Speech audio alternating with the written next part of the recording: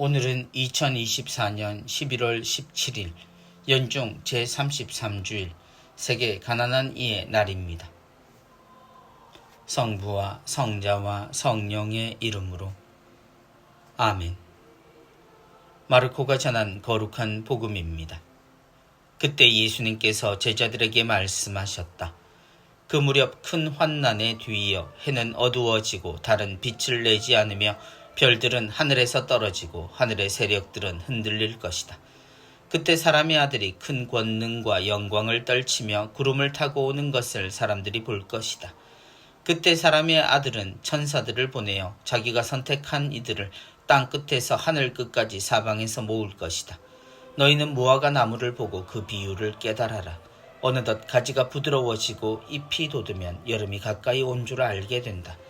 이와 같이 너희도 이러한 일들이 일어나는 것을 보거든 사람의 아들이 문 가까이 온 줄 알아라. 내가 진실로 너희에게 말한다. 이 세대가 지나기 전에 이 모든 일이 일어날 것이다. 하늘과 땅은 사라질지라도 내 말은 결코 사라지지 않을 것이다. 그러나 그날과 그 시간은 아무도 모른다. 하늘의 천사들도 아들도 모르고 아버지만 아신다.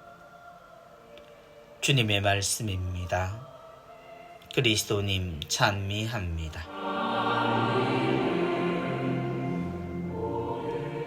그러나 그날과 그 시간은 아무도 모른다. 하늘의 천사들도 아들도 모르고 아버지만 아신다.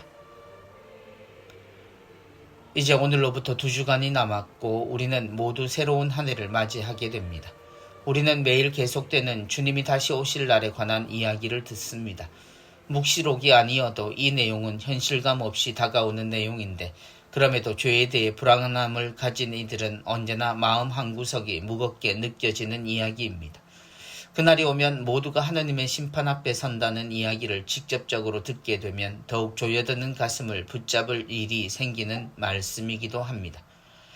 그 무렵 큰 환난에 뒤이어 해는 어두워지고 달은 빛을 내지 않으며 별들은 하늘에서 떨어지고 하늘의 세력들은 흔들릴 것이다. 우리는 구별을 잘 해야 하는데 무엇 하나 온전하지 못한 세상이 되는 것은 하느님이 내리시는 진노 때문이기보다 우리 스스로가 자멸하듯 분란을 일으키고 소동을 벌이기 때문입니다. 그리고 주님의 이 모습은 주님이 오실 때 세상의 모습이기도 합니다. 주님은 겉으로 고요한 세상에 오셨지만 이때도 이미 절망적인 세상의 상황은 주님 앞에 고스란히 펼쳐졌습니다. 거짓 평화, 위선으로 가득한 의인들과 죄인들의 세상의 모습 그대로였습니다. 그리고 우리 구세주가 세상에 오셨습니다. 그때에 사람의 아들이 큰 권능과 영광을 떨치며 구름을 타고 오는 것을 사람들이 볼 것이다. 주님이 이미 우리에게 오셨을 때 그분이 주님인 줄 아무도 몰랐다는 것은 그분의 탄생이 보여주는 사실입니다. 그런데 다시 오실 주님은 우리의 그런 소란함과 요란한 모습 속에서도 모두가 알 수밖에 없는 모습으로 찾아들 것을 이야기하십니다. 그때는 사람들이 말로만 떠들던 바로 그 모습보다 훨씬 놀라운 모습으로 하느님의 날이 찾아온다는 이야기입니다.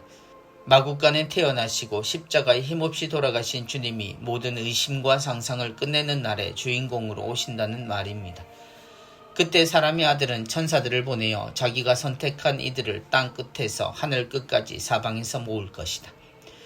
그리스도인들은 이 메시지를 볼 때 기억해야 할 주님의 다른 말씀의 조각들이 있습니다. 우선 우리가 할 수 있는 일은 없다는 것입니다. 그리고 그때가 올 때까지 수도 없는 구세주가 등장하고 자신이 그 사람이라고 말할 테지만 그들은 모두 이미 오신 주님을 흉내내면서 자신들을 증명하려 들 것입니다. 그때 주님은 우리에게 나서지도 뒤를 따라가지도 말라고 분명히 말씀하셨습니다. 우리가 해야 할 일은 깨어 기다리는 종처럼 그날이 언제라도 상관없는 주어진 일과 맡은 일에 충실한 사람으로 사는 것입니다. 그것이 어떤 메시지에도 유일하게 우리가 해야 할 일입니다. 우리 스스로 흰옷을 입어봐야 부르시는 분도 모으시는 분도 하느님이시니 천사가 아닌 천사인 척하거나 새로운 예언자로 자처하는 이가 인도하는 곳이나 길로 들어설 이유가 없습니다. 주님이 선택한 이들이 걷는 길이란 자신의 자리에서 이미 하늘로 향해 있는 한 길임을 알아들어야 합니다. 그러나 그날과 그 시간은 아무도 모른다. 하늘의 천사들도 아들도 모르고 아버지만 아신다. 그것이 연중의 마지막 시기와 대림의 첫 시간이 만나는 지점입니다.